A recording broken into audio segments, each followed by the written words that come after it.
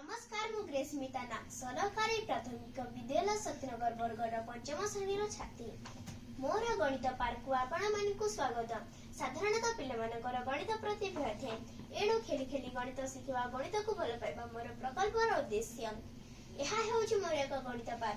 एठारे पिला माने खेलबा सहित गणित शिखिबार सुयोग मध्य रहिछि। आसो खेली खेली गणित शिखिबा।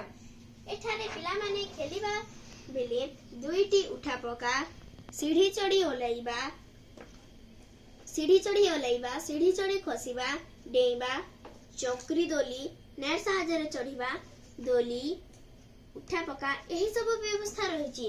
पार्क मध्य रे प्रवेश कले पिला माने खेलिबा सहित जो स्थान रे एकक स्थान रे 0 2 4 6 बा 8 रहिछि पिला माने युग्म संख्या रे धारणा पाई परिबे।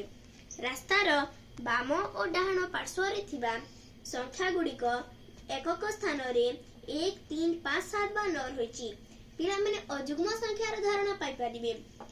पिला माने एठारे खेलिबा समय रे सीढ़ी चढ़े ओलाइला बेले एठारे पिला माने प्रथम द्वितीय तृतीय चतुर्थ पूर्णवाचक संख्या जानि परिबे।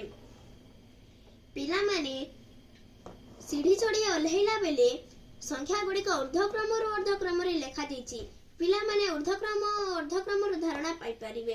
साधारणतः पिला माने को पार्क रे डेइबा पई बेसी पसंद सेति पई पिला माने डेइबा समय रे पंचभुजाकार चित्र रो धारणा पाई परिबे। पिला माने उठा पका खेल खेलिबा समय रे सरल रेखा रेखाखंड रश्मि रो धारणा पाई परिबे। पिला माने नेट साहाय्य रे चढ़िबा बेले त्रिभुज चित्र रो धारणा पाई परिबे। एठारे पिला माने खेलिबा बेले दोली रे सूक्ष्म कोण रो धारणा पाई परिबे। एठारे विभिन्न आकृति ज्यामिति रहिछि जेपरि त्रिभुजाकार क्षेत्र वर्ग क्षेत्र आयत क्षेत्र पंचभुजाकार क्षेत्र षडभुजाकार क्षेत्र मझी रे तीन प्रकार कोण रो धारणा दिया जाइछि जेपरि समकोण सूक्ष्म कोण स्थूल कोण रो धारणा दिया जाइछि।